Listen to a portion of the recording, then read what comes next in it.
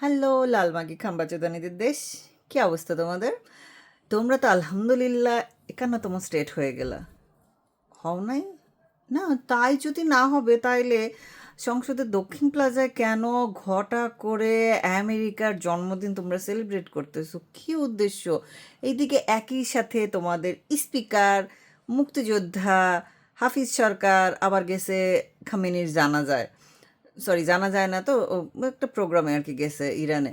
তো আবার এদিকে তোমরা আমেরিকার অ্যাম্বাসেডার নিয়ে দক্ষিণ প্লাজায় আমেরিকার জন্মদিন পালন করতেছে, এবং আমাদের প্রিয় চুম্মাপির বলতেছে আমেরিকা আমাদের পরীক্ষিত বন্ধু 71 সাল থেকে। হ্যাঁ, সেটা তো আমরা জানি।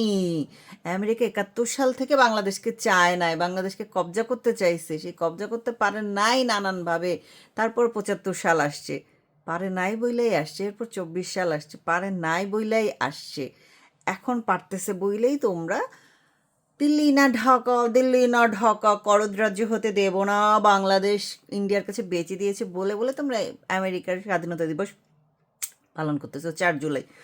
ব্যাপার না, এগুলো হইতেই পারে। দক্ষিণ প্লাজা ভাড়া নেওয়া যায়, দক্ষিণ প্লাজা ভাড়া নিয়ে আমাদের হাদি ভাইয়ের নামে দোয়া কালামও পড়া যাবে, সেটা কথা না। কথা হইতেছে আমাদের স্বাধীনতা যুদ্ধে ইন্ডিয়ার যে সৈনিক এবং আর্মির লোক অফিসাররা মারা গেছে, তাদের স্মরণে কিন্তু আমরা আজ পর্যন্ত সংসদের দক্ষিণ প্লাজায় একটা প্রোগ্রামও করতে পারি নাই শ্রদ্ধা জানায়। ন্যূনতম একটা শ্রদ্ধা জানায়। হ্যাঁ, আমাকে যে সাপোর্ট দিচ্ছে তার প্রতি শ্রদ্ধা জানায়, আমি ন্যূনতম একটা প্রোগ্রাম করতে পারি নাই। এখন কিন্তু তোমাদের কোনো সে নাই। এই যে আমেরিকার জন্মদিন হচ্ছে, তোমাদের কোনো ধরনের কোনো সে নেই। তোমরা ভাবো তো, এই যে ভাড়া নেওয়া যায়, দক্ষিণ প্লাজাটা ভাড়া নিয়ে ইন্ডিয়ান এম্বাসি থেকে 15ই আগস্ট ইন্ডিয়ার জন্মদিন পালন করা হইতেছে, তখন তোমরা কি করতা? হ্যাঁ, তখন তো মনে করো বাংলাদেশে থাকা যাইতো না। বহু আগে আমার এক চোদনা ব্যাচমেট পোলাপান হোলি খেলতেছিল দেখে পুরান ঢাকায়, সেটা নিয়ে কমেন্ট করছে বাংলাদেশ তো ইন্ডিয়া হয়ে যাচ্ছে। সেই চোদনা চুতমারানি নোট এই লালমাগি হইছে তো হইছেই। এখন যে আমেরিকার কি জানি স্বাধীনতা দিবস সম্ভবত 4 জুলাই, সেটা পালন করতেছে সংসদ ভবনে, সেটা নিয়ে কোনো ধরনের কোনো সে নাই। এখন বলে এখন আমরা রাজনীতি আলাপ পারি না, আমরা রাজনীতি বুঝি না। এই চুতমারানি নোটিরা, যত চুতমারানি নোটিগুলো আছে 5ই আগস্টের পর এখন যদি পলিটিক্যাল আলাপের জন্য ডাকি, তার কেউ ইন্টারেস্টেড না। আরে তোরা যে জুলাই, আগস্ট, সেপ্টেম্বর, অক্টোবর, পুরা 6 মাস ধরে রাজনীতি কচকচ করলি। জুলাই মাস তো করছিস, বাকি এরপরেও করছিস, মানুষের দন নিয়ে গগ গগ প্রচুর দিছিস, বীজও প্রচুর দিছিস, আমরা কিন্তু কিছু বলিনি। এখন যদি বলি একটু কথা বলি, একটু আলাপ করি পলিটিক্স না, এতদিনের পুরান লোকজন একটু কথা যদি বলতে নাই পারি কেমনে কি, তখন তো ওদের ইন্টারেস্ট হয় না। যে না, আমরা তো পলিটিক্স বুঝি না, আমরা তো পলিটিক্যাল পার্সন না, আমরা কোনো পলিটিক্যাল দলের না, আমরা আসলে কোনো দল করি না, এই থাকে তাদের জবাব। কিন্তু যখন ইন্ডিয়ান নাম নিয়ে বাংলাদেশকে ধোয়া দেওয়া যায়, তখন কিন্তু এরা সবার আগে হাজির হয়ে যায়। সবার কেউ নাই, ওদেরকে কিন্তু ঠিকই পাওয়া যাবে, কিন্তু ওরা কিন্তু কোনো দল করে না। এখন আসেনি যে আমরা কোনো দল করি না, কিন্তু দিল্লি না ঢাকা স্লোগান দিয়ে আমরা হাজির হয়ে যাই। এরা কারা? এরা হচ্ছে আমাদের প্রিয় এনসিপি। দেখেন কালকে তাদের এখানে ককটেল ফুটছে। ককটেলও তো না মনে হয়, ওরা তো নিজেরা নিজেদের হামলা করাইছে, বাজেট দিছে, সেই বাজেট থেকে খাইয়ে চকলেট বোম ফুটাইছে, বুঝছেন? এগুলা এগুলা মানে নাটক পাবলিক আর খায় না। দেখেন নিউজের নিচে হাহার বন্যা, অথচ 2 বছর আগে মানুষজন এদের নিয়ে কি আশা ভরসাই রাখছিল। আমি হাসতে হাসতে শেষ হয়ে যাই এদের এই অধপতন দেখে। তো যেটা বলতেছিলাম, এই যে আমরা কোনো দল করি না যে গ্রুপটা, এরা বেশিরভাগই জামাতি হয়, খুব কম সংখ্যক আছে যারা বিএনপি হয়।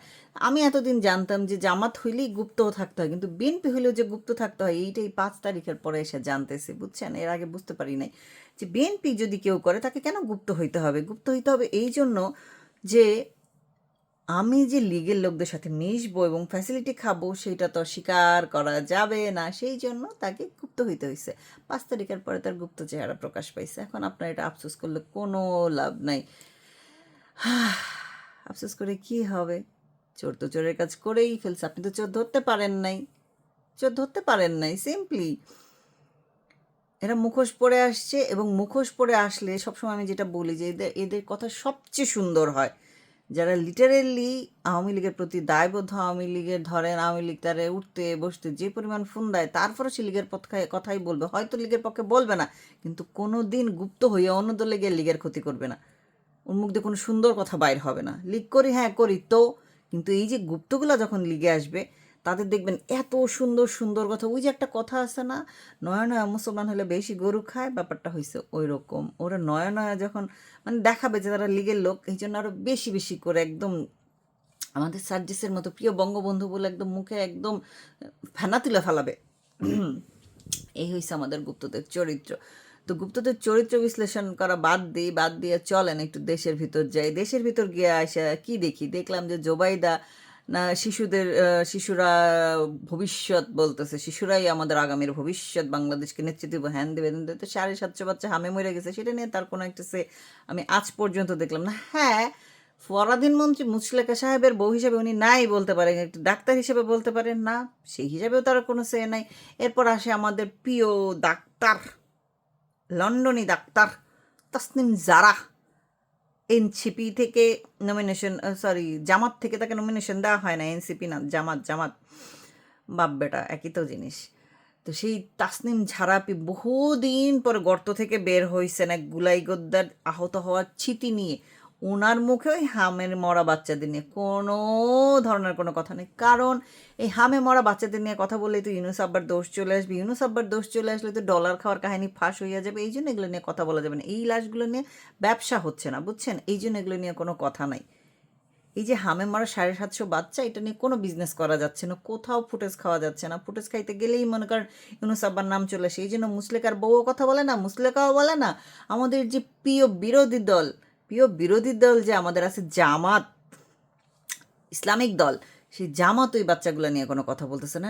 মানে এই বাচ্চাগুলো যেন এক্সিস্টই করে না, এক্সিস্ট করে অনলি 2000 গুলাই গুদ্দা, যাদের একের পর এক ভুয়া মিথ্যাচার আমরা প্রকাশ করে যাচ্ছি, লোচনাপা প্রকাশ করে যাচ্ছে, কিন্তু কারোর কিন্তু এই হামের মর বাচ্চাদের নিয়ে কোনো নাই। গুপ্ত কথা ফাঁস হয়ে যাবে, গুপ্ত তো সারা জীবন গুপ্তই, গোপন তো রাখতেই যায়, কিন্তু ওই যে গোপন রাখতে চাইলে তো হবে না, বাচ্চাগুলো তো মরতেছে, এটা তো লুকায় রাখার কোনো বিষয় না, লুকায় রাখার কোনো ওয়ে নাই। যাই হোক, দেশের এই এহেন এত সুখবর অবস্থায় আমরা দেখলাম যে ভাইয়া তার বেতনের 10% দিবে, এই লোকটা 10% থেকে বের হইতে পারতেছে না। এইটা একটা কঠিন অবস্থা, সে 10% থেকে বেরই হইতে পারতেছে না। মানে তার মুখে 10%, আমরা ধরেও দেখছি 10% নিয়েই কথা হইতেছে। সারা পৃথিবী জানে 10% কে। তো ওনারা নাকি পারিবারিকভাবেই 10% সরকারি খাতে দিয়ে দেন। তো দেন, সমস্যা কি, আমরা কি করব, আমরা কেন দিব, আমাদের কিসের টাকা? আপনার এত টাকা আছে, আপনার সরকারের এত উন্নয়ন চলতেছে, আর আপনি 10% কেন ভিক্ষা চাইতেছেন চাকরিজীবীদের কাছে? আমি তো বুঝা পাইলাম না, কিসের টাকা পড়ছে ভাই? হ্যাঁ, আপনার সরকার না এত উন্নয়ন করে ফেলাইছে, 17 বছরও যা হয় নাই, 3 মাসে আপনারা তা করে ফেলাইছেন, তো টাকা ভিক্ষা করেন কি জন্য? শেখ হাসিনা তো কোনোদিন এরকম কথা বলে নাই, কোনো দিনই বলে নাই। শেখ হাসিনা উল্টা বলছে আমি দেশে ফিরে আসবো, এসে আইনের মুখোমুখি হব, এবং যারা জুলাইয়ে স্নাইপার ইউজ করে লোক মারছে তাদেরকে আইনের মুখোমুখি করবো। এরপরই মনে করেন আফরাতাফরি লেগে গেছে গা, এমন আফরাতাফরি লাগছে যে আমাদের প্রিয় মাস্টার মাইন্ড বলতেছে খালা শেষ, খোদা হাফেজ। ভাবেন একবার, মানে বাচ্চা ছেলেটা পর্যন্ত বলতেছে খেলা শেষ, খোদা হাফেজ। ওই যখন খেলা শেষ, খোদা হাফেজ, আমি আর কি বলবো, আমিও বলি খেলা শেষ, খোদা হাফেজ।